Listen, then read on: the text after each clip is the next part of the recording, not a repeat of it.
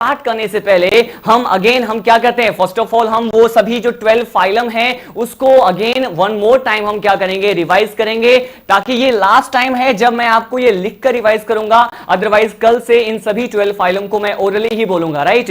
तो रिवाइज करते हैं कि वो 12 फाइलम जो हैं, जो आपको पता होना चाहिए उसी पर्टिकुलर सीक्वेंस में वो कौन कौन से होते हैं, इसे हम देखने वाले हैं। तो चलिए स्टार्ट करते हैं। हमारा फर्स्ट फाइलम जो होता है स्टूडेंट कौन सा होता है, आप सभी के आंसर जो है वो कमेंट बॉक्स में आनी चाहिए, राइट। ये सभी 12 फाइलम के जो नेम है आपके फिंगर टिप्स पे होने चाहिए, मुजबानी याद होना चाहिए। चलिए हम स्टार्ट करते हैं। जो फर्स्ट फाइलम होता है वो कौन सा होता है, जिसके बारे में आज पढ़ना है हमें, ये होता है प्रोटोजोआ। कौन सा होता है, इसे प्रोटोजोआ कहा जाता है। तो फर्स्ट फाइलम कौन सा होता है, प्रोटोजोआ होता है। सेकेंड फाइलम कौन सा होता है, प्रोटोजोआ के बाद हमें पढ़ना होता है किसके बारे में, पॉरीफेरा। तो प्रोटोजोआ के बाद जो है पॉरीफेरा के बारे में स्टडी करते हैं। आप ये जानते हैं पॉरीफेरा के मेंबर्स को ही क्या कहा जाता है, स्पंज कहा जाता है। अब देखिए थर्ड फाइलम की ओर बढ़ते हैं। प्रोटोजोआ, पॉरीफेरा, उसके बाद क्या आता है, सीलेंट्रेटा, जिसके बारे में हमें पढ़ना होता है। तो क्या है, मैं बताऊंगा आपको कि सीलेंट्रेटा फाइलम जो है बेसिकली उसके बारे में हम थर्ड नंबर पे स्टडी करते हैं।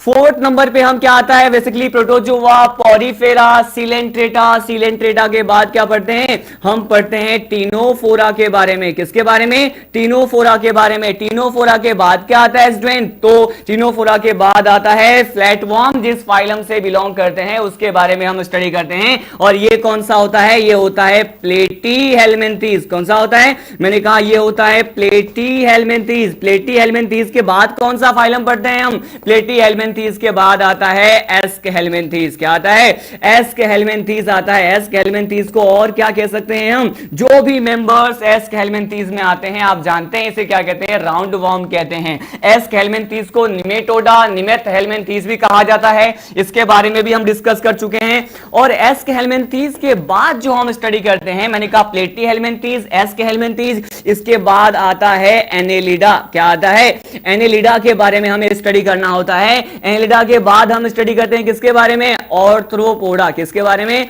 ऑर्थ्रोपोडा के बारे में मैं आपको बताऊंगा। एनेलिडा, ऑर्थ्रोपोडा भी हो गया हमारा। उसके बाद जो आता है वो कौन सा होता है स्टूडेंट, मैंने कहा अब हम पढ़ते हैं मोलस्का फाइलम की ओर, राइट। फिर इसके बाद मोलस्का के बाद जो हमें स्टडी करना होता है वो कौन सा होता है, ये होता है इकाइनोडर्मेटा। कौन सा होता है, इकाइनोडर्मेटा होता है, जिसके स्पीसीज पर बेसिकली मैंने कहा कि उनके स्किन पर क्या प्रेजेंट होते हैं, स्पाइन्स प्रेजेंट होते हैं, कांटे पाए जाते हैं, उसके बारे में हम स्टडी करते हैं।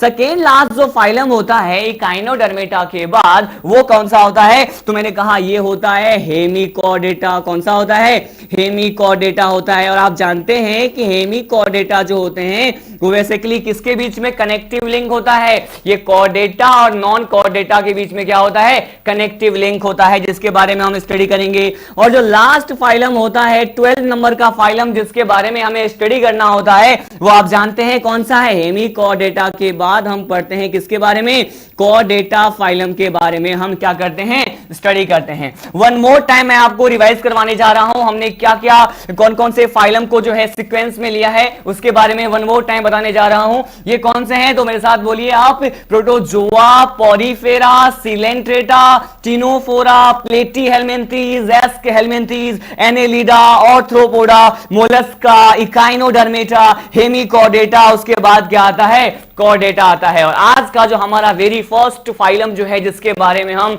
जो है लेक्चर स्टार्ट करने वाले हैं, ये लाइव सेशन जो है हमारा लेक्चर नंबर 5 किसके बारे में है, प्रोटोजोआ के बारे में है। हम प्रोटोजोआ के जो भी जनरल कैरेक्टर्स होते हैं, फीचर्स होते हैं, जो भी अभिलाक्षणिक गुणधर्म होते हैं प्रोटोजोआ संघ के जीवों का, उसको हम one by one in detail study करेंगे।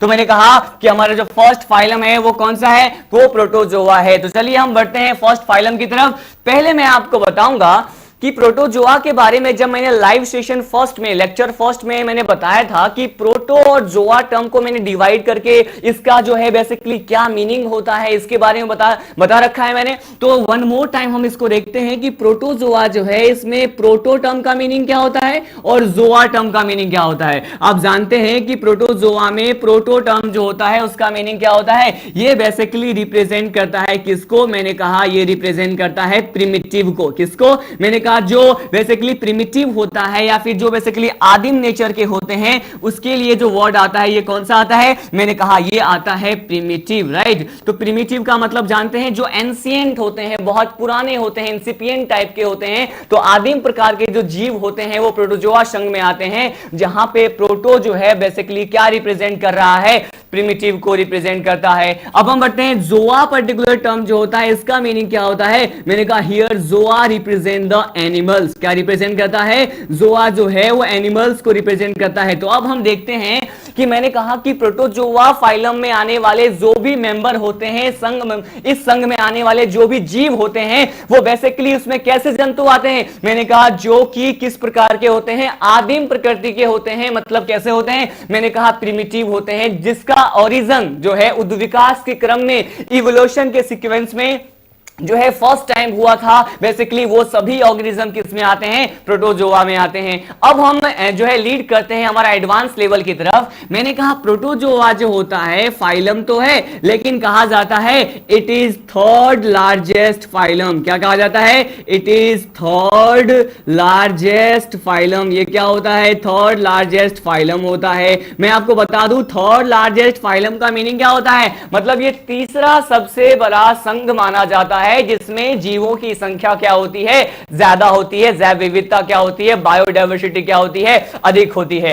अब हम लीड करते हैं, मैंने कहा ये थर्ड लार्जेस्ट फाइलम तो है और इसमें प्रिमिटिव एनिमल्स भी आते हैं, लेकिन अपन ये भी जानते हैं प्रोटोजोआ के बारे में कि प्रोटोजोआ जो है वो बेसिकली इसमें जो भी मेंबर्स आते हैं वो कैसे होते हैं, मैंने कहा ये होते हैं यूनिसेलुलर। कैसे होते हैं, मैंने कहा ये होते हैं यूनिसेलुलर। इसी को क्या कहा जाता है, एक कोशिकीय। और इसके साथ साथ ये क्या होते हैं, मैंने कहा ये होते हैं यूकैरियोट्स। कैसे होते हैं, ये यूकैरियोट्स होते हैं और साथ साथ मैंने कहा ये कैसे होते हैं, यूनिसेलुलर होते हैं। लेकिन यहां पर मैं आपको बताना चाहूंगा कि एक साइंटिस्ट थे, वो बेसिकली उनका नाम क्या था, उनका नाम था डोबेल। क्या नाम था, मैंने कहा एक डोबेल साइंटिस्ट थे। डोबेल ने क्या कहा कि डोबेल ने बोला कि प्रोटोजोआ के संघ के जो भी जीव होते हैं, all the species which belong to the protozoa phylum, generally उसको क्या बोला डोबेल ने, इसको बोला ए सेलुलर। क्या बोला, बोला कि ये जो होते हैं वो अकोशिकीय प्रकार के होते हैं। कैसे होते हैं,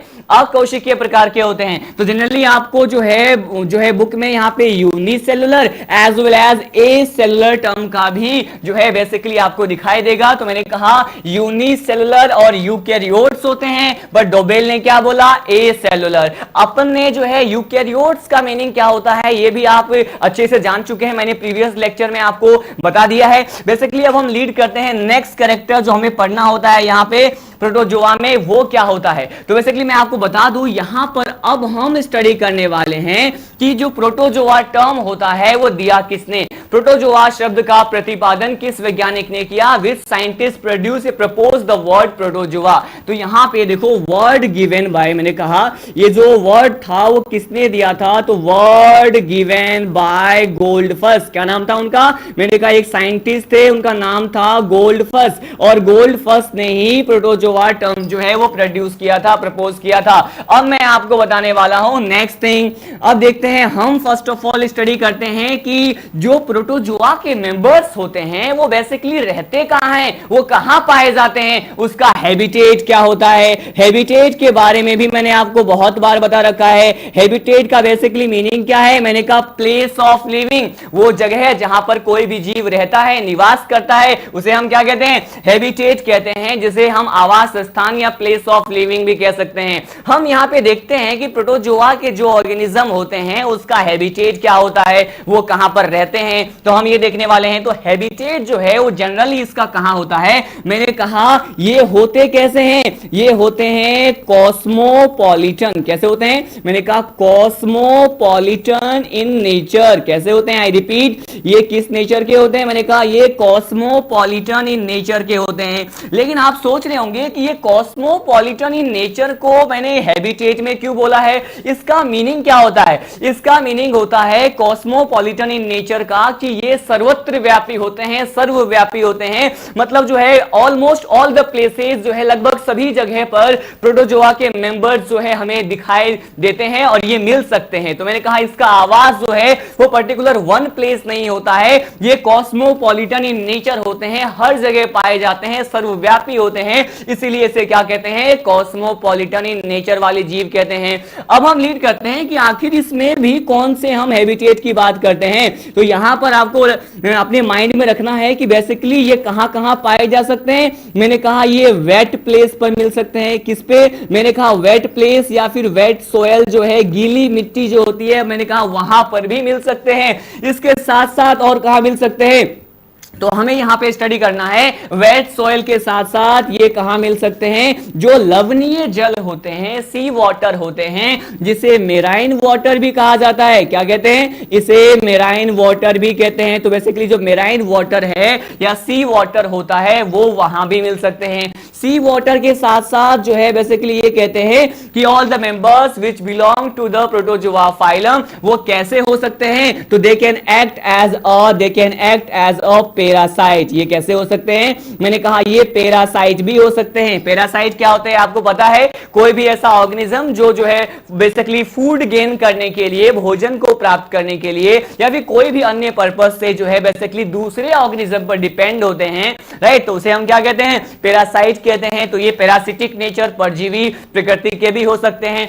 पैरासाइट को भी आप जानते हैं, पैरासाइट को भी हम 2 कैटेगरी में डिवाइड कर सकते हैं। हो सकता है कि ये प्रोटोजोआ जो है बेसिकली बॉडी के बाहर प्रेजेंट हो, आउटसाइड द बॉडी हो, या ये भी पॉसिबिलिटी है कि ये क्या हो, बॉडी के अंदर प्रेजेंट होता है। तो हम इसे क्या कह सकते हैं कि ये जो पैरासाइट है वो बेसिकली कैसे हो सकते हैं, मैंने कहा ये एक्टोपैरासाइट भी हो सकते हैं। कैसे हो सकते हैं, मैंने कहा ये बाह्य परजीवी प्रकार के भी हो सकते हैं। और अगर ये बॉडी के अंदर मिले तो क्या बोलेंगे, मैंने कहा इसको कहा जाता है एंडोपैरासाइट। क्या कहते हैं, एंडोपैरासाइट कहते हैं। आई रिपीट कि मैंने कहा कि all the members belong to the protozoa phylum, वो कैसे हो सकते हैं, वो परजीवी प्रकृति के होते हैं। मैंने कहा ये बाह्य परजीवी भी हो सकते हैं, ये आंतरिक परजीवी भी हो सकते हैं। जनरली आपको यह ध्यान रखना है ये किसी भी पर्टिकुलर बॉडी के अंदर भी पाए जा सकते हैं, आंतरिक परजीवी भी हो सकते हैं, और साथ साथ ये जो है किसी भी बॉडी के बाहर भी प्रेजेंट हो सकते हैं। तो मैंने कहा इसको क्या कहते हैं,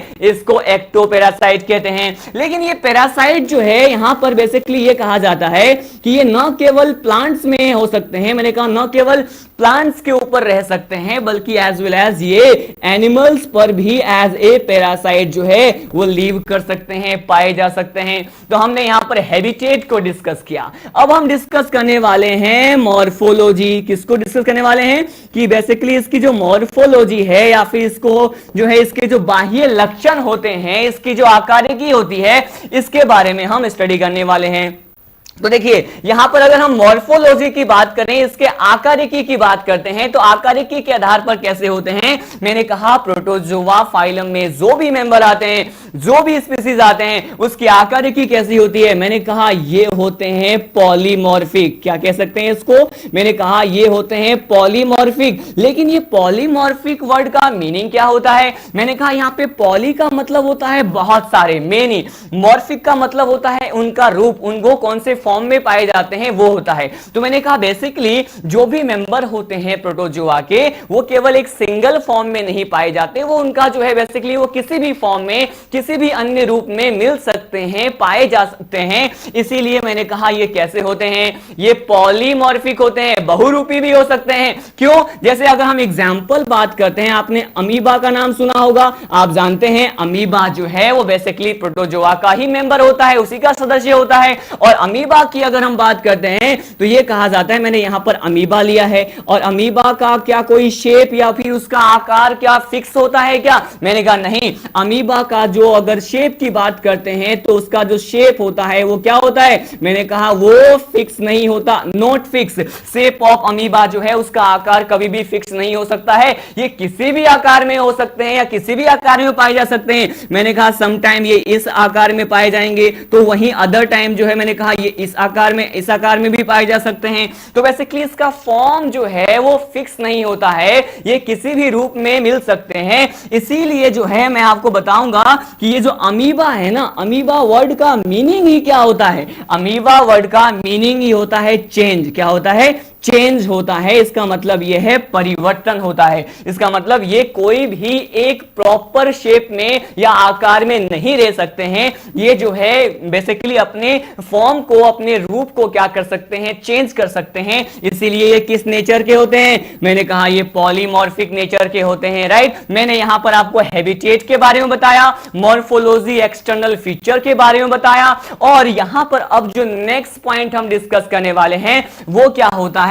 मैंने आपको बेसिस ऑफ क्लासिफिकेशन में लेवल ऑफ ऑर्गेनाइजेशन बताया था, जिसे मैंने क्या बोला था? जिसे मैंने कहा था LOO, राइट। मैंने आपको संगठन का जो स्तर होता है, शारीरिक संगठन का जो स्तर होता है, बेसिकली जिसे हम लेवल ऑफ ऑर्गेनाइजेशन कहते हैं। तो यहां पे जो है all the members which belong to the protozoa phylum, वो बेसिकली उनमें संगठन का स्तर, शारीरिक संगठन का स्तर, लेवल ऑफ ऑर्गेनाइजेशन मैंने कहा किस लेवल पे होता है? तो आप जानते हैं डोबेल ने क्या बोला? ए सेलुलर। मतलब जो भी बायोलॉजिकल प्रोसेस होते हैं, जैविक प्रक्रम होते हैं, चाहे वो डाइजेशन हो, चाहे रेस्पिरेशन हो, सर्कुलेशन हो या एक्सक्रीशन हो, वो बेसिकली किस लेवल पर करते हैं? तो मैंने कहा ये जो है all types of biological processes like digestion, respiration, all that, तो ये बेसिकली किस लेवल पे करते हैं? मैंने कहा ये प्रोटोप्लाज्मिक लेवल पे करते हैं। किस पे करते हैं? मैंने कहा प्रोटोप्लाज्मिक लेवल पे करते हैं। प्रोटोप्लाज्मिक लेवल के बारे में आप जानते हैं कि बेसिकली इसमें जो है जैविक प्रक्रम को कौन करेगा? जो सेल में सेल ऑर्गेनेल्स पाए जाते हैं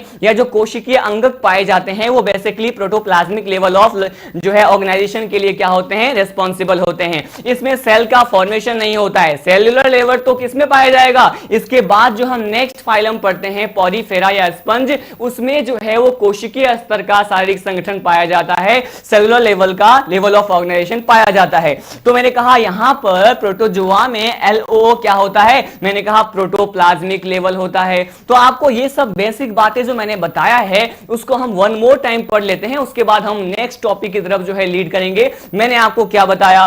प्रोटोजोआ जो है बेसिकली, प्रोटो वर्ड का मीनिंग क्या होता है? प्रिमिटिव। जोआ वर्ड का मीनिंग क्या होता है? Animals. Then protozoa is considered as a third largest phylum, इसको तीसरा सबसे बड़ा संघ माना जाता है।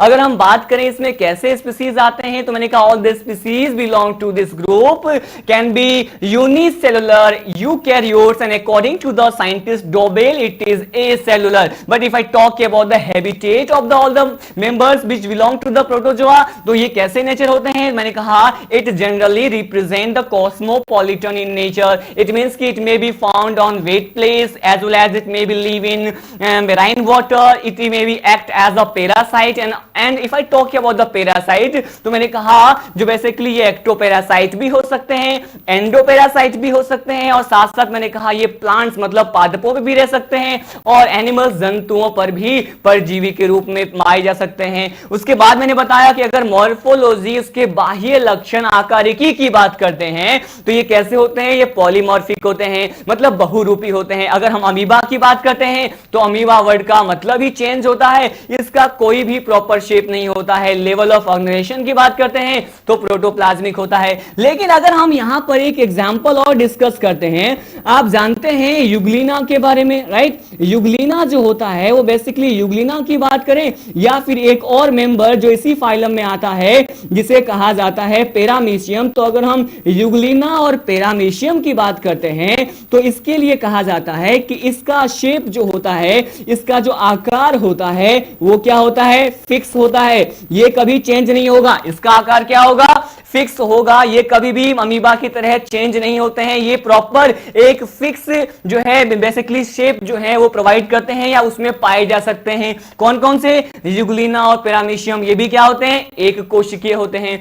चलिए अब हम लीड करते हैं हमारे next particular character, next general feature, अभिलाक्षणिक गुणधर्म जो हमें इस प्रोटोजोआ फाइलम में स्टडी करना होता है, वो कौन सा है? तो चलिए मैं इसको कर रहा हूं इरेज। तो बेसिकली अपन अब लीड करते हैं नेक्स्ट पर्टिकुलर कैरेक्टर की तरफ। वो क्या होता है? मैंने कहा ये हम पढ़ने वाले हैं नेक्स्ट। हम अब देखते हैं कि इसमें डाइजेशन कैसे होता है, राइट। इसमें जो है पाचन की जो प्रक्रियाएं होती हैं वो किस प्रकार से होती हैं। तो अब हम डाइजेशन के बारे में स्टडी करने वाले हैं कि इसमें डाइजेशन कैसे होता है। मैंने कहा इसमें डाइजेशन या पाचन जो होता है वो बेसिकली कैसा होता है। मैंने कहा ये होता है इंट्रासेल्युलर। कैसे होता है? मैंने कहा ये इंट्रासेल्युलर होता है। इसे हम क्या कहेंगे? ये अंतराकोशिकीय प्रकार का होता है, इंट्रासेल्युलर होता है, या फिर ये कहते हैं ये इनसाइड द सेल होता है, कोशिका के अंदर होता है। तो अगर कोशिका के अंदर इनसाइड द सेल हो रहा है तो हम कहेंगे कोशिका के अंदर में भी कहां होता है। तो मैंने कहा ये बेसिकली कहां पे देखने को मिलता है। तो ये बेसिकली कहां मिलता है? तो मैंने कहा ये फूड वैक्यूल के बारे में आप जानते हैं। फूड वैक्यूल जो होते हैं, खाद्य रिक्तिका जो होते हैं, बेसिकली फूड वैक्यूल कहा जाता है उन्हें। और उसी में ही क्या होता है? पाचन की प्रक्रिया होती है। इंट्रासेलुलर अंतराकोशिकीय प्रकार के तो होते हैं, लेकिन इनसाइड द सेल इसमें बेसिकली जो है किसमें होता है पाचन? मैंने कहा ये होता है फूड वैक्यूल में। फूड वैक्यूल में क्या होता है? यहाँ पे डाइजेशन होता है। उसके बाद हम लीड करते हैं डाइजेशन के बाद जो हमारा नेक्स्ट बायोलॉजिकल प्रोसेस होता है, जैविक प्रक्रम होता है, वो कौन सा होता है? मैंने कहा ये होता है रेस्पिरेशन। अब हम देखेंगे कि बेसिकली अगर हम रेस्पिरेशन की बात करते हैं, अगर हम श्वसन की बात करते हैं, तो श्वसन की जो प्रक्रिया है वो बेसिकली किस प्रकार से और कैसे देखी जाती है। तो मैं आपको बता दूं ये प्रोटोजोआ तो सबसे आदिम प्रकार के जीव होते हैं, प्रिमिटिव टाइप ऑफ ऑर्गेनिज्म होते हैं, एनिमल होते हैं। तो ये कैसे कह सकते हैं कि इसमें जो है रेस्पिरेशन के लिए या किसी भी अन्य जो है बायोलॉजिकल प्रोसेस के लिए कोई प्रॉपर डेवलप्ड ऑर्गन प्रेजेंट होगा? होगा नहीं वो तो। मैंने कहा इसीलिए रेस्पिरेशन जो होता है, श्वसन की जो प्रक्रिया होती है इसमें, वो किस पर्टिकुलर बेसिस पे होता है? मैंने कहा जो है इसमें रेस्पिरेशन जो होता है बाय बॉडी सरफेस होता है। किससे होता है? मैंने कहा शरीर के सतह से जो है इसमें रेस्पिरेशन होता है, बाय बॉडी सरफेस। शरीर के सतह से क्या होता है? इसमें रेस्पिरेशन होता है। या फिर ये कहते हैं कि सम टाइम जो है प्लाज्मा मेम्ब्रेन से भी क्या हो सकता है? पॉसिबल हो सकता है। मैंने कहा किससे हो सकता है? तो इसके प्लाज्मा मेम्ब्रेन जो है उससे भी क्या हो सकता है? पॉसिबल हो सकता है। यहां मैं बता दूं, यहां पर मैंने बॉडी सरफेस की बात की है। तो अगर हम बेसिकली बॉडी सरफेस की बात करते हैं तो इसका जो एक मेंबर होता है, इसके बारे में मैं यही भी बताना चाहूंगा। इसका मेंबर जिसके बारे में अभी हमने देखा था, जिसका एक प्रॉपर शेप होता है, फिक्स शेप होता है, हम बात करने वाले हैं पैरामीशियम की। किसकी बात करने वाले हैं? हम बात करने वाले हैं पैरामीशियम की। तो पैरामीशियम जो होते हैं वो जनरली उनके बॉडी सरफेस पर क्या पाया जाता है? तो मैंने कहा एक लेयर पाई जाती है और उस लेयर को क्या कहते हैं? इसको कहा जाता है पेलिकल। ये बहुत ज्यादा इंपॉर्टेंट है। मैंने कहा पैरामीशियम जो है उसके बॉडी सरफेस पर क्या पाया जाता है? पेलिकल पाया जाता है, पेलिकल की परत पाई जाती है। मैं आपको एक डायग्राम भी बनाने वाला हूं इसका, जो जब हम पैरामीशियम के बारे में डिटेल में स्टडी करेंगे तो मैं आपको बताऊंगा कि पेलिकल किस तरह से पाए जाते हैं, इस पे सीलिया जो है बेसिकली किस तरह से मिलते हैं, उसके बारे में भी हम बात करेंगे। लेकिन मैंने यहां पर बताया था कि रेस्पिरेशन जो है वो शरीर के सतह से या फिर बॉडी सरफेस से होता है, और ये भी बताया कि ये समटाइम प्लाज्मा मेम्ब्रेन से भी हो सकता है। और मैंने बताया कि इसका एक एग्जांपल लिया पैरामीशियम, और पैरामीशियम में मैंने कहा आपको कि बेसिकली इसके बाहर एक लेयर प्रेजेंट होता है, पेलिकल प्रेजेंट होता है, राइट, जो कि सुरक्षात्मक प्रकार की जो है एक लेयर होती है, प्रोटेक्टिव टाइप की लेयर होती है और कॉन्जुगेशन में जो है हेल्प करती है। बेसिकली ये पेलिकल से ही अटैच हो पाते हैं एक पैरामीशियम दूसरे पैरामीशियम के साथ। तो उसके बारे में भी हम डिटेल स्टडी करेंगे। अब हम लीड करते हैं बहुत ही ज्यादा इंपॉर्टेंट, ये जो है नोट पॉइंट मैं आपको बताने वाला हूं। ये हम क्या ले रहे हैं? अब हम नोट पॉइंट ले रहे हैं, और इस नोट पॉइंट जो है बेसिकली क्या स्टडी करने वाले हैं? इस पर्टिकुलर नोट पॉइंट में मैं आपको बताने वाला हूं कॉन्ट्रैक्टाइल वैक्यूल। क्या बताने वाला हूं? मैं आपको कॉन्ट्रेक्टाइल वैक्यूल जो जनरली प्रोटोजोन्स में प्रेजेंट होते हैं, मेंबर्स में प्रेजेंट होते हैं, मैं आपको ये बताने वाला हूं। सो हमारा नोट पॉइंट क्या है? Note point is about contractile vacuole. ये कॉन्ट्रेक्टाइल वैक्यूल जो है वो जनरली क्या होते हैं, इसके बारे में हम स्टडी करते हैं। हिंदी में आप जानते भी होंगे कि कॉन्ट्रेक्टाइल वैक्यूल को क्या कहते हैं? संकुचनशील रिक्तिका कहते हैं। क्या कहते हैं? संकुचनशील रिक्तिका कहा जाता है। तो बेसिकली ये देखते हैं कि ये जो संकुचनशील रिक्तिका है, कॉन्ट्रेक्टाइल वैक्यूल है, उसका प्रॉपर फंक्शन क्या होता है, वो which particular specific type of work जो होता है वो जनरली कॉन्ट्रेक्टाइल वैक्यूल के थ्रू होता है। तो मैंने कहा यहां पर हम कुछ एक फंक्शन की बात करने वाले हैं जो इस संकुचनशील रिक्तिका के माध्यम से होता है। वो कौन सा होता है? मैंने कहा फर्स्ट जो हम यहां पे वर्क स्टडी करते हैं वो होता है ऑस्मो रेगुलेशन। क्या होता है? मैंने कहा ये जो वर्क है वो फर्स्ट वर्क क्या होता है? ऑस्मो रेगुलेशन होता है। हिंदी में क्या कहते हैं इसको? कहा जाता है, इसका जो फर्स्ट वर्क होता है ऑस्मो रेगुलेशन या परासरण नियंत्रण का होता है। क्या होता है? परासरण नियंत्रण का होता है। इसके साथ साथ ही इसका जो नेक्स्ट फंक्शन होता है वो क्या होता है? ये होता है वाटर बैलेंस। क्या होता है? मैंने कहा जो नेक्स्ट फंक्शन होता है वो क्या होता है? वाटर बैलेंस होता है। जल का जो नियंत्रण है, जल नियंत्रण के साथ साथ परासरण नियंत्रण का भी कार्य करते हैं। और ये भी देखेंगे कि कुछ जीवों में जो है ये संकुचनशील रिक्तिका कभी कभी किसकी तरह वर्क करते हैं? मैंने कहा यहां पर ये कभी कभी ये जो कॉन्ट्रेक्टाइल वैक्यूल होते हैं is responsible for the biological process that is excretion. मैंने कहा उत्सर्जन में भी ये क्या करते हैं? अपनी इंपोर्टेंट रोल जो है वो प्ले करते हैं। मैंने कहा ये जो नेक्स्ट हमारा बायोलॉजिकल प्रोसेस होता है वो क्या होता है? एक्सक्रीशन। तो यहां पे नेक्स्ट जो वर्क हो गया है, मैंने कहा फर्स्ट वर्क क्या है? Osmo regulation. सेकेंड वर्क क्या है? Water balance. और थर्ड वर्क क्या है? उत्सर्जन में भी क्या करते हैं? ये हेल्प करते हैं। तो यहां पे कॉन्ट्रेक्टाइल वैक्यूल के बारे में बताया। लेकिन अब अगर हम कॉन्ट्रेक्टाइल वैक्यूल संकुचनशील रिक्तिका की संख्या की बात करें, if I talk about the number of contractile vacuole, तो जनरली ये कितना होता है?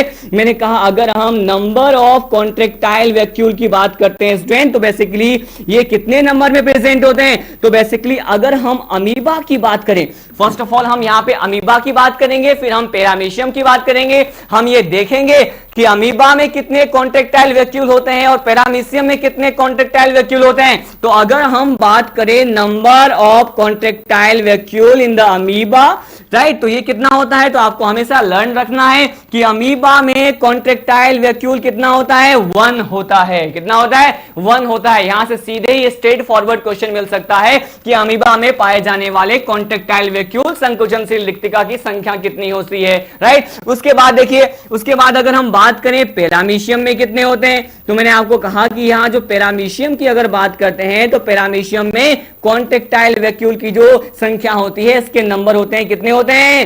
2 होते हैं। जब मैं आपको इसका डायग्राम बताऊंगा तब आपको बताऊंगा कि किस तरह से कॉन्ट्रेक्टाइल वैक्यूल जो है वो पाए जाते हैं, राइट। एक कॉन्ट्रेक्टाइल वैक्यूल जो है पैरामीशियम के पोस्टीरियर एंड पे मिलेगा, राउंडेड एंड पे मिलेगा। तो एक कॉन्ट्रेक्टाइल वैक्यूल जो है उसके कॉनिकल शेप जो होता है, शंकुनिमा जो आकार होता है, बेसिकली अधर भाग पर भी मिलता है, राइट। इसके बारे में हम डिटेल में स्टडी करेंगे। यहां पर मैंने आपको नोट पॉइंट में कॉन्ट्रेक्टाइल वैक्यूल के बारे में बताया। अब देखिए यहां पर जो है एक प्रोसेस स्टडी करने वाले हैं।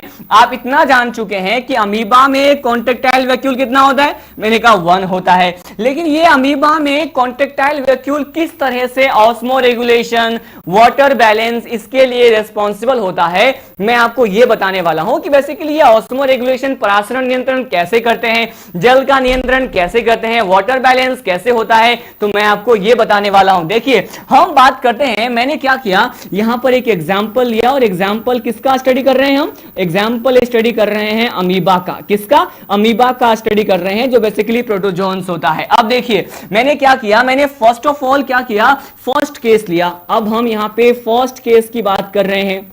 यहां पे हम ये देखेंगे कि बेसिकली ये जो फर्स्ट केस होता है इसमें हम क्या करें, अगर मैंने क्या किया कि ये अमीबा जो है बेसिकली अगर हम उसको कहां ले लें, अगर हम अमीबा को कहां लेते हैं, तो अगर हम अमीबा को अगर first of all fresh water में लेते हैं, कहां लेते हैं? स्वच्छ जल में ले लेते हैं, तो क्या देखने को मिलेगा? मैंने बोला आप सभी को कि अगर हम कहां ले, फ्रेश वाटर में ले अमीबा को, स्वच्छ जल में लेते हैं, तो जनरली हमें क्या देखने को मिलता है कि अगर अमीबा को फ्रेश वाटर में लेते हैं तो ये कहा जाता है कि इसका जो कॉन्ट्रेक्टाइल वैक्यूल होता है वो बहुत ज्यादा तीव्रता से काम करता है। मैंने कहा इट वर्क वेरी रैपिडली, बहुत ज्यादा रैपिडली वर्क करता है, बहुत ज्यादा स्पीडली वर्क करता है। इसीलिए जो है आपको ये हमेशा टर्म ध्यान रखना है कि अगर अमीबा को स्वच्छ जल में रख दिया जाता है, फ्रेश वाटर में रख देते हैं, तो उसका कॉन्ट्रेक्टाइल वैक्यूल क्या होता है, मैंने कहा वो रैपिडली वर्क करता है। लेकिन मैंने कहा कि अगर हम सेकेंड केस की स्टडी करते हैं, क्या करते हैं, सेकेंड केस की बात करें, तो बेसिकली सेकेंड केस में क्या होता है, अब मैं क्या कर रहा हूं कि ये जो अमीबा है उसको फ्रेश वाटर से निकालकर कहां रख रहा हूं, अगर हम इसको स्वच्छ जल से निकाल करके इसको लवणीय जल मतलब समुद्री जल में रखते हैं, इसका मतलब है अगर हम इसको कहां रख रहे हैं, अगर हम इसको मेराइन वाटर में रखते हैं, कहां रखते हैं, मेराइन वाटर में रखा जाता है, तो जनरली ये कहते हैं कि जैसे ही हम इसे फ्रेश वाटर से निकालकर मेराइन वाटर में रखते हैं तो इसका जो कॉन्ट्रेक्टाइल वैक्यूल होता है स्टूडेंट, बेसिकली ये काम करना क्या करता है, बंद कर देता है, या ये क्या हो जाते हैं, इसका कॉन्ट्रेक्टाइल वैक्यूल गायब हो जाता है। क्या हो जाता है, मैंने कहा इसका जो कॉन्ट्रेक्टाइल वैक्यूल है वो क्या हो जाएगा, डिसअपेयर हो जाएगा, गायब हो जाएगा।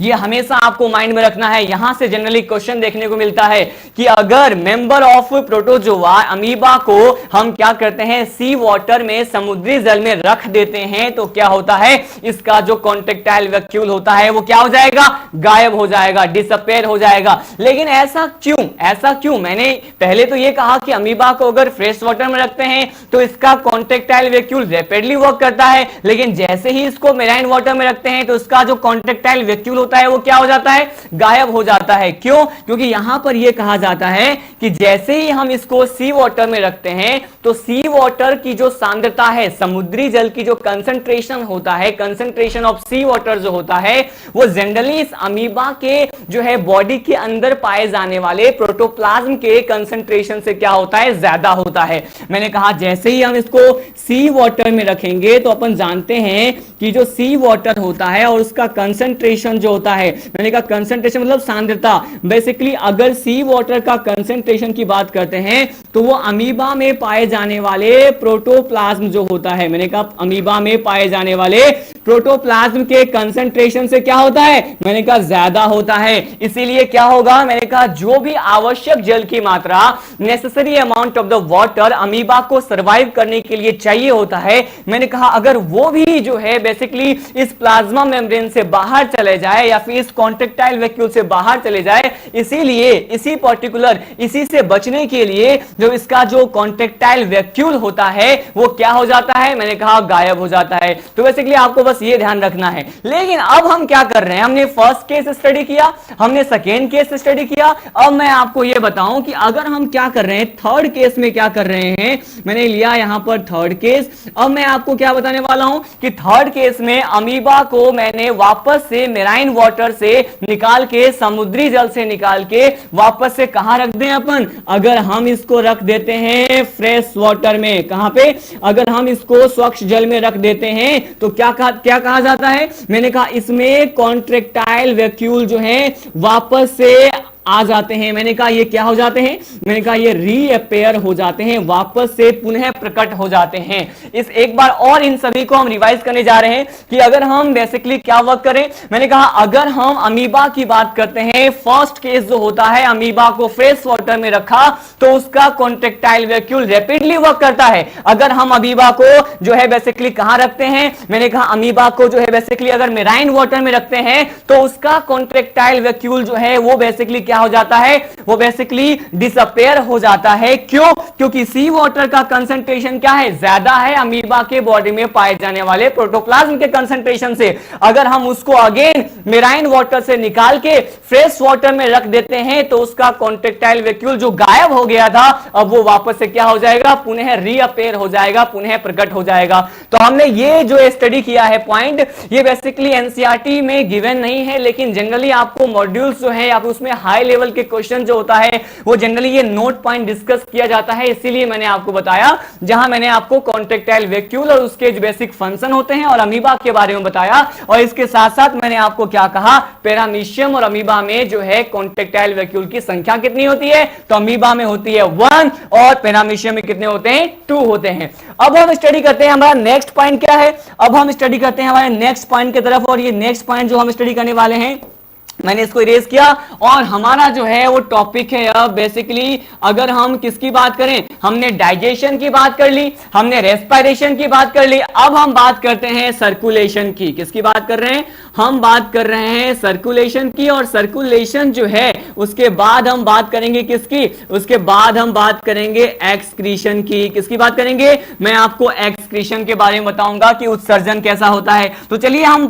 फर्स्ट ऑफ ऑल बात करते हैं कि इसमें जो है परिसंचरण की प्रक्रिया जो है देखने को मिलेगी, क्या इसमें परिसंचरण तंत्र पाया जाता है। तो बेसिकली अगर हम बात करें इसमें सर्कुलेशन की, तो यह कहा जाता है कि इसमें सर्कुलेटरी सिस्टम जो होता है, परिसंचरण तंत्र जो होता है, वो जनरली क्या होता है, मैंने कहा अब्सेंट होता है, ये पाया नहीं जाता है, अनुपस्थित होता है। तो यहां पे हम सर्कुलेशन की बात करेंगे ही नहीं। फिर मैं आपको बताऊंगा किसके बारे में, उत्सर्जन, मतलब हम एक्सक्रीशन के बारे में अगर स्टडी करते हैं तो आप जानते हैं एक पर्टिकुलर फंक्शन तो मैंने बता दिया था कॉन्ट्रेक्टाइल वैक्यूल में ही, कि कॉन्ट्रेक्टाइल वैक्यूल जो होते हैं, संकुचनशील रिक्तिका जो होती है, उसी का ही वर्क क्या होता है, मैंने कहा इसी का ही वर्क क्या होता है, उत्सर्जन का होता है।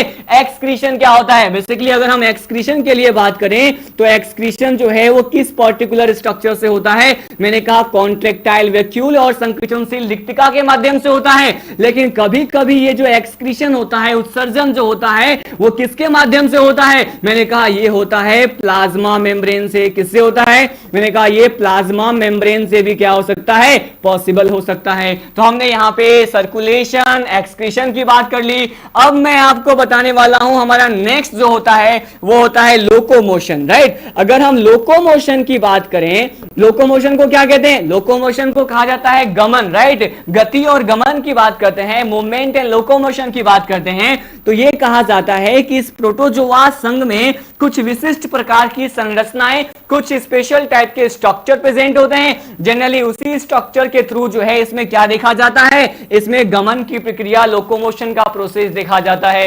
मैंने कहा वो कौन कौन से स्ट्रक्चर होते हैं, तो बेसिकली वो स्ट्रक्चर कौन से होते हैं उसके बारे में स्टडी करने वाले हैं। तो मैंने कहा जो फर्स्ट स्ट्रक्चर होता है स्टूडेंट, जो लोकोमोशन के लिए हेल्प करता है, वो कौन सा होता है, मैंने कहा फर्स्ट स्ट्रक्चर जो होता है बेसिकली होता है ये स्वेडोपोडिया। क्या कहते हैं इसे, मैंने कहा फर्स्ट स्ट्रक्चर जो होता है वो जनरली क्या होता है, मैंने कहा स्वेडोपोडिया होता है।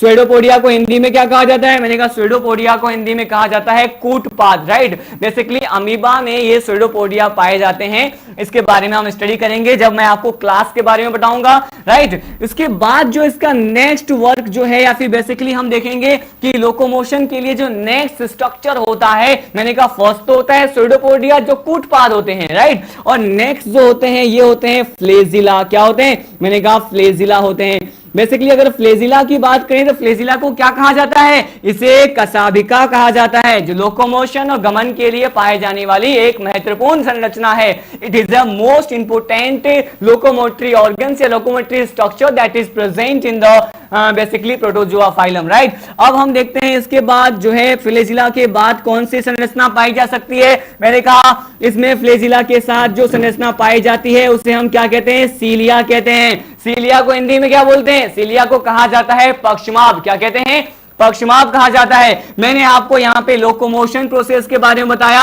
लोकोमोशन में बोला कि फर्स्ट लोकोमोशन के लिए पाए जाने वाले जो स्ट्रक्चर होता है इसे स्वेडोपोडिया कहते हैं। सेकेंड स्ट्रक्चर को जो है कसाभिका फ्लेजिला कहते हैं। थर्ड स्ट्रक्चर को कहते हैं पक्षमाप या फिर सीलिया कहा जाता है, राइट। हमने यहां पे लोकोमोशन को डिस्कस किया, लेकिन यहां पर मैं आपको डिटेल या एडवांस लेवल की बात करें तो मैंने आपको कहा कि ये जो स्वेडोपोडिया होता है वो जनरली किसमें पाया जाता है, मैंने कहा it is present in the amoeba. हम यहां पे अमीबा का एग्जांपल लेते हैं और यहां से बहुत सारा क्वेश्चन जो है मॉड्यूल्स में आपको देखने को मिलेगा। वो कौन सा होता है, मैंने कहा यहां पर हम पढ़ने वाले हैं कि बेसिकली ये जो स्वेडोपोडिया जो कि अमीबा में पाए जाते हैं इसका फॉर्मेशन कैसे इसका जो है बेसिकली फॉर्मेशन कैसे होता है तो हम ये स्टडी करने वाले हैं। तो देखिए हमारा जो नेक्स्ट टॉपिक है वो है फॉर्मेशन।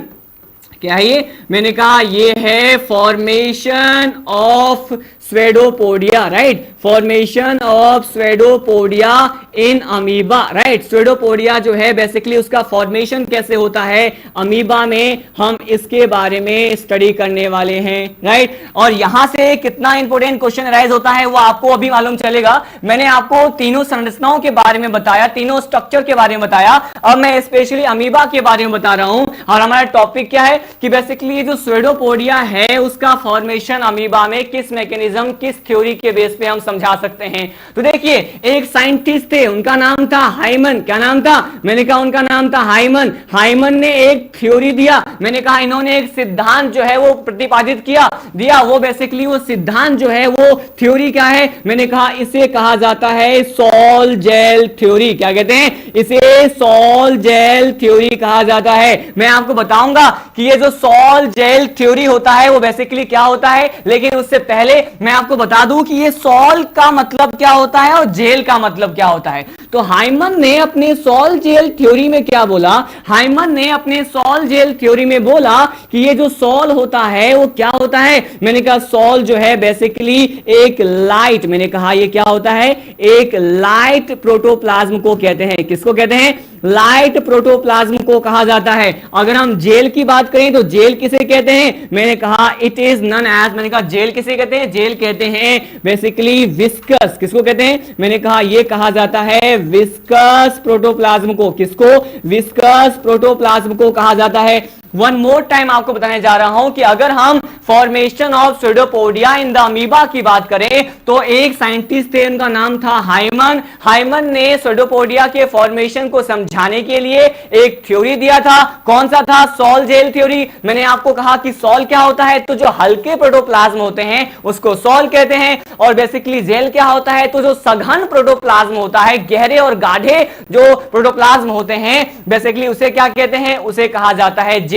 इन्होंने कहा कि बेसिकली अगर हम सॉल से, मैंने कहा अगर सॉल से क्या बन जाए, मैंने कहा अगर सॉल से क्या बन जाए, अगर सॉल से जेल बन जाता है, मैं रिपीट कर रहा हूं कि अगर सॉल से जेल बन जाता है तो इसके प्रक्रिया को क्या कहेंगे? तो अगर सॉल से जेल का निर्माण होता है तो इसे कहा जाता है जिलेशन। क्या कहते हैं? इसे जिलेशन कहते हैं। और अगर जेल से सॉल का फॉर्मेशन होता है तो इसे क्या कहते हैं? इसे कहा जाता है, जेल से जब सॉल का फॉर्मेशन होता है तो बेसिकली इसे कहते हैं सॉलेशन। क्या कहते हैं? इसे सॉलेशन कहते हैं। मैं रिपीट कर रहा हूं, मैंने कहा सॉल से जेल बने तो उसको क्या कहेंगे? जेलेशन। जेल से सॉल बने तो क्या कहेंगे? सॉलेशन, राइट? ये आपको पता होना चाहिए, यहां से मॉड्यूल में क्वेश्चन आपको देखने को मिलेंगे। तो सॉल जेल थ्योरी के बारे में मैंने पढ़ा, लेकिन उसके बाद दो और साइंटिस्ट आए, उनका नाम क्या था? उनका नाम था, एक का नाम था मास्ट और एक का नाम था पेंटिन। क्या नाम था? मास्ट और पेंटिन। ये दो साइंटिस्ट आए और इन्होंने जो है इस एक्सपेरिमेंट को क्या किया? इन्होंने इस एक्सपेरिमेंट की जो है बेसिकली पुष्टि की, या फिर हम ये कह सकते हैं इन्होंने इस एक्सपेरिमेंट को जो है क्लियरिफाई किया। इन्होंने एक बेसिकली स्पष्टीकरण किया कि ये जो हाइमन ने जो ये सॉल जेल थ्योरी दिया है वो सही है या नहीं है, राइट? तो आपको ये बेसिकली ये पॉइंट जो है आपको पता रखना चाहिए कि मास्ट और पेंटिन जो है हाइमन के बाद में आए। इन्होंने हाइमन के एक्सपेरिमेंट को, उसके प्रयोग की क्या की? पुष्टि की, उसके जो है बेसिकली क्लियरिफिकेशन किया कि ये जो है प्रयोग जो है क्या था? सत्य था। तो मैंने कहा सॉल जेल थ्योरी के बारे में जो भी इंफॉर्मेशन आपको चाहिए मैंने यहां पे आपको बताया। हम लेकिन पढ़ क्या रहे हैं? हम तो पढ़ रहे हैं लोकोमोशन के बारे में, राइट? अब हम नेक्स्ट थिंग डिस्कस करते हैं, ये भी अमीबा के केस में ही आपको बताऊंगा। मैंने कहा कि ये जो अमीबा होता है, राइट, मैं आपको बताने वाला हूं कि ये जो अमीबा होता है वो बेसिकली उसमें जो लोकोमोशन का प्रोसेस होता है, मैंने कहा अमीबा में जो गमन का और गति का जो प्रोसेस होता है बेसिकली इसमें अगर गमन, मैंने कहा अगर ये जो गमन होता है वो किसके प्रभाव में हो? मैंने कहा अगर ये गमन टेम्परेचर, मैंने कहा तापमान के प्रभाव में हो। किसके प्रभाव में हो? मैंने कहा अगर इसमें अमीबा में जो लोकोमोशन होता है, गमन की प्रक्रिया होती है, अगर वो तापमान के प्रभाव में हो, टेम्परेचर के इफेक्ट में हो, तो क्या कहा जाता है? इस तरह के गमन को कहा जाता है थर्मो, क्या कहते हैं इसे, कहते हैं थर्मोटैक्सिस। क्या कहते हैं, थर्मोटैक्सिस। लेकिन उससे पहले मैं आपको बताता हूं कि ये जो अमीबा है इसमें लोकोमोशन के लिए एक टर्म जो है आपको कॉमनली देखने को मिलता है, उसे क्या कहते हैं, इसे कहा जाता है टैक्सिस। क्या कहते हैं इसे टैक्सिस कहते हैं। तो अगर अमीबा में लोकोमोशन टेम्परेचर के इफेक्ट में होता है तो इसको क्या बोलेंगे, थर्मोटैक्सिस। अगर मैंने कहा कि इसमें अगर टेम्परेचर, बेसिकली मैंने कहा टेम्परेचर लिया है फर्स्ट फैक्टर, मैं अब ले रहा हूं कि अगर अमीबा में लोकोमोशन किसके इफेक्ट में हो, तो बेसिकली अगर ये ग्रेविटेशन के इफेक्ट में हो, किसके तरफ, मैंने कहा गुरुत्वाकर्षण के प्रभाव में हो, तो ग्रेविटेशन के प्रभाव में होता है, तो इस तरह के अमीबा में पाए जाने वाले मूवमेंट को या लोकोमोशन को, गमन को क्या कहते हैं, इसको कहा जाता है जियोटैक्सिस। क्या कहते हैं, इसको जियोटैक्सिस कहते हैं। अब हम देखने वाले हैं नेक्स्ट थिंग, मैंने कहा अमीबा में लोकोमोशन टेम्परेचर से हो, थर्मोटैक्सिस। मैंने कहा अगर ग्रेविटेशन के प्रभाव में होता है, उसके तरफ होता है, गुरुत्वाकर्षण के लिए होता है, तो जियोटैक्सिस कहते हैं। और उसके बाद हम स्टडी करते हैं कि अगर अमीबा में जो है लोकोमोशन किसके प्रभाव में होता है, मैंने कहा अगर ये किसी बॉडी या फिर किसी पर्टिकुलर सरफेस या सतह के संपर्क में होता है। मैंने कहा अगर ये किसी पर्टिकुलर सरफेस से कांटेक्ट करने के साथ होता है तो इसे क्या कहते हैं, इसे कहा जाता है थिग्मोटैक्सिस। क्या कहते हैं इसे थिग्मोटैक्सिस कहते हैं। अब देखिए मैंने कहा लास्ट हम पढ़ने वाले हैं कि अगर अमीबा में locomotion different type of electrode, right, electrode basically आप विद्युत में पढ़ते हैं, इलेक्ट्रिसिटी में पढ़ते हैं। मैंने कहा ये अगर इलेक्ट्रोड या फिर बेसिकली कैथोड के प्रेजेंस में होता है तो इस तरह के अमीबा के गमन को, अमीबा के लोकोमोशन को हम क्या कहते हैं, इसे कहा जाता है गैल्वेनोटैक्सी। क्या कहते हैं, मैंने कहा बेसिकली इसे कहा जाता है गैल्वेनोटैक्सिस कहा जाता है। देखिए यहां पर मैंने क्या बताया आपको, यहां पर बताया कि लोकोमोशन इन अमीबा को क्या कहते हैं, अमीबा में जो गमन होता है उसे क्या कहते हैं, इसे कहा जाता है बेसिकली टैक्सिस। अगर ये गमन तापमान के प्रभाव में हो तो थर्मोटैक्सिस, अगर ये ग्रेविटेशन के इफेक्ट में होता है तो इसे कहते हैं जियोटैक्सिस, अगर ये पर्टिकुलर किसी सरफेस से चिपक कर होता है, उसके कांटेक्ट में होता है, किसी सतह के संपर्क में होता है, उसे थिग्मोटैक्सिस कहते हैं। और अगर ये इलेक्ट्रोड, बेसिकली इलेक्ट्रोड के लिए होता है तो इसे क्या कहेंगे, हम इसे कहेंगे गैल्वेनोटैक्सिस। तो यहां पर हमने अमीबा में लोकोमोशन की बात की। चलिए अब हम आगे बढ़ते हैं। लोकोमोशन के बाद हमें क्या पढ़ना होता है, इसके बाद हमें पढ़ना होता है रिप्रोडक्शन के बारे में। किसके बारे में, रिप्रोडक्शन के बारे में डिटेल स्टडी करेंगे। और यहां पर मैं आपको कुछ एक बेसिक बातें जो रिप्रोडक्शन के बारे में आपको पता होना चाहिए। फर्स्ट ऑफ ऑल हम ये देखते हैं, तो नेक्स्ट जो प्रोसेस होता है वो होता है रिप्रोडक्शन। क्या होता है, मैंने कहा ये होता है रिप्रोडक्शन। क्या होता है, रिप्रोडक्शन। आप जानते हैं कि जनन किसे कहते हैं, आप सभी को आता है। बेसिकली कोई भी ऑर्गेनिज्म जो है अगर वो चाहे लो लेवल का हो या फिर हाई लेवल के हो, चाहे वो निम्न स्तर के होते हैं चाहे वो उच्च स्तर के होते हैं, इस पर्टिकुलर बायोलॉजिकल प्रोसेस, जैविक प्रक्रम के माध्यम से वो संतति का निर्माण करते हैं, प्रोजेनी फॉर्म करते हैं और जो है अपने पर्टिकुलर एक्सिस्टेंस, अपने अस्तित्व को क्या करते हैं, मेंटेन करते हैं। और इस प्रक्रिया को ही क्या कहते हैं, मैंने कहा इसको रिप्रोडक्शन कहते हैं। अगर रिप्रोडक्शन का प्रोसेस अगर हम किसमें स्टडी करें, मैंने कहा अगर रिप्रोडक्शन का प्रोसेस अगर हम स्टडी करते हैं किसमें, अगर यहां पर जनन की प्रक्रिया अगर हमें बेसिकली प्रोटोजोआ में स्टडी करना होता है तो ये कहते हैं कि ये कितने मेथड से हो सकता है,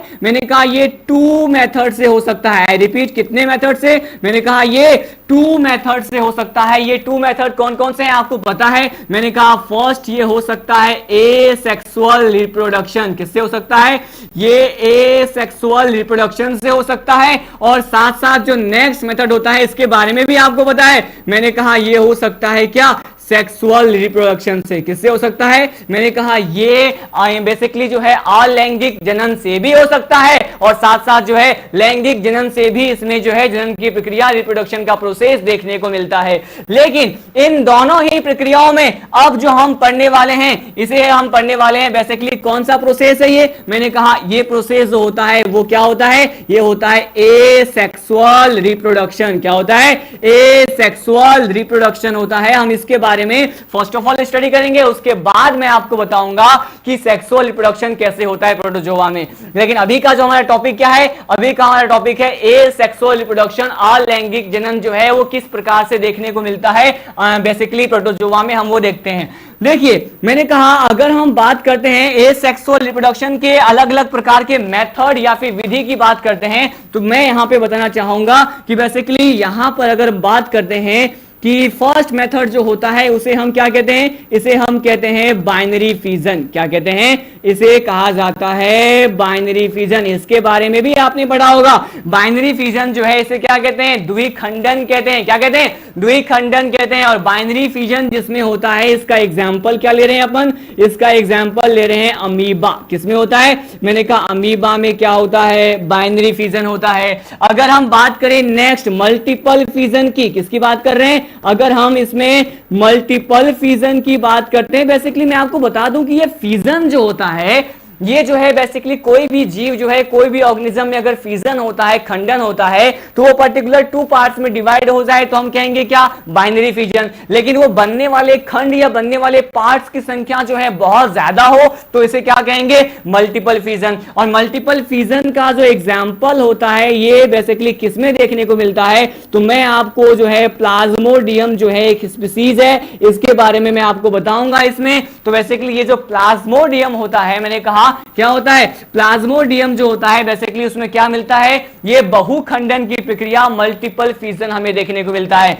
नेक्स्ट हम देखते हैं कि ये जो बाइनरी फिजन है, मैंने कहा क्या, मैंने कहा ये जो बाइनरी फिजन है बेसिकली ये भी बेसिकली कैसे हो सकते हैं, यहां से जनरली बहुत बार नीट के एग्जाम में भी क्वेश्चन आया है। ये हमारा नोट पॉइंट हो गया, ये स्टार वाला पॉइंट हो गया। मैंने कहा बाइनरी फिजन जो होता है वो जनरली टू मेथड से हो सकता है। मैंने कहा ये किससे हो सकता है, मैंने कहा ये पॉसिबिलिटी है कि अगर ये किस प्रकार से हो, ये अनुप्रस्थ रूप से हो जिसे कहते हैं, अगर ये ट्रांसवर्स रूप से होता है तो बेसिकली कैसे होगा और किसमें होगा, मैंने कहा अगर ये अनुदैर्ध्य रूप से होता है या अगर ये लॉन्गिट्यूडनल होता है तो हम क्या कहेंगे, राइट। मैं आपको यहां पर बाइनरी फिजन के बारे में बताया हूं कि बाइनरी फिजन का जो प्रोसेस होता है वो ट्रांसवर्स रूप से भी हो सकता है और लॉन्गिट्यूडनल रूप से भी हो सकता है। मैंने कहा ये अनुप्रस्थ रूप से भी हो सकता है और लॉन्गिट्यूडनल रूप से भी हो सकता है। लेकिन ये जो बाइनरी फिजन ट्रांसवर्स रूप से होता है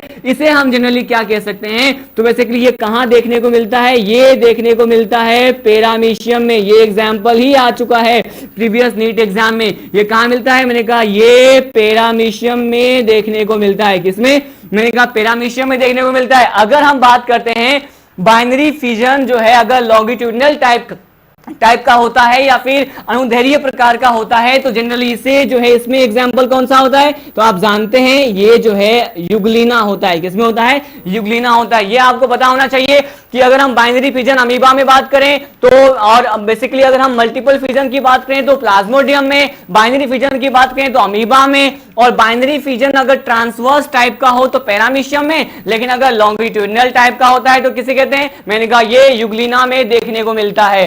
और बेसिकली अब जो हमारा नेक्स्ट मेथड है वो क्या है, मैंने कहा नेक्स्ट मेथड होता है सेक्सुअल रिप्रोडक्शन। क्या होता है, सेक्सुअल रिप्रोडक्शन होता है, राइट। तो सेक्सुअल रिप्रोडक्शन की बात करते हैं तो जनरली ये जो है इसका एक मेथड होता है, इसे हम कहते हैं कॉन्जुगेशन। क्या कहते हैं, इसे कॉन्जुगेशन, जिसे हम जनरली हिंदी में क्या बोलते हैं, इसे कहा जाता है संयुग्मन। क्या कहते हैं, इसे संयुग्मन कहते हैं। तो कॉन्जुगेशन का जो मेथड होता है वो जनरली सेक्सुअल रिप्रोडक्शन से संबंधित है, उससे बिलोंग करता है, राइट। अब हम स्टडी करते हैं कि कॉन्जुगेशन का प्रोसेस हमें कैसे देखने को मिलेगा, राइट। तो बेसिकली कॉन्जुगेशन का जो प्रोसेस होता है वो जनरली यहां पर एक प्रकार की नलिका का निर्माण होता है जिसे हम क्या कहते हैं, जिसे हम कहते हैं संयुग्मन नलिका। क्या कहते हैं, इसे संयुग्मन नलिका या कॉन्जुगेशन ट्यूब कहा जाता है, जिससे ये संयुग्मन की प्रक्रिया होती है। मैंने कहा किससे होती है, तो यहां पर एक कॉन्जुगेशन ट्यूब बन जाता है। क्या बनता है,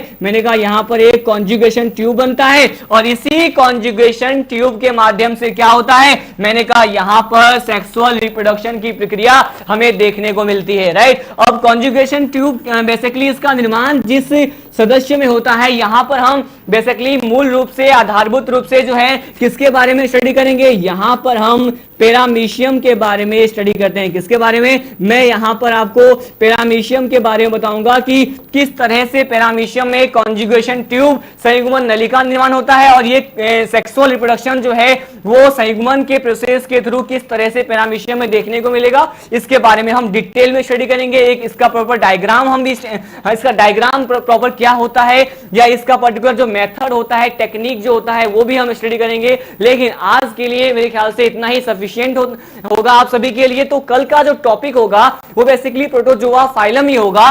कल जो है हम यहाँ पे सेक्सुअल रिप्रोडक्शन को डिटेल में स्टडी करेंगे, पैरामीशियम का डायग्राम मैं आपको समझाऊंगा, साथ साथ जो है प्रोटोजोआ फाइलम का क्लासिफिकेशन समझाऊंगा कि बेसिकली इसको हम किस प्रकार से जो है क्लासिफाई कर सकते हैं, वर्गीकरण की बात भी हम करेंगे, राइट। तो इसी के साथ जो है हम इस लेक्चर को एंड करते हैं। मैं उम्मीद करता हूं आप सभी पॉइंट्स को जो है गेन किए होंगे। अगर किसी भी तरह का कोई डाउट फिर भी आता है तो आप कमेंट बॉक्स में जो है मेंशन कर सकते हैं, राइट। तो हमारा कल का टॉपिक क्या होगा, यही प्रोटोजोआ का होगा, यही पढ़ेंगे सेक्सुअल रिप्रोडक्शन और क्लासिफिकेशन, वर्गीकरण के बारे में भी हम डिटेल में स्टडी करेंगे। अगर आपको ये कंटेंट अच्छा लगा हो तो बेसिकली मैं ये कहना चाहूंगा, बार बार कहता हूं कि चैनल को जो है बेसिकली लाइक करें और सब्सक्राइब करें और बेल आइकन पे प्रेस करके ऑल पे जाएं, उस पे क्लिक करें बेसिकली, ताकि जो है जो भी लेक्चर होता है, लाइव सेशन होता है या कोई भी अदर तरीके के वीडियोस, मोटिवेशनल वीडियोस अपलोड होते हैं चैनल पे, तो वो उसका नोटिफिकेशन आपके मोबाइल पर या फिर एंड्रॉइड मोबाइल पर क्या हो, जल्द से जल्द उपलब्ध हो जाए, राइट।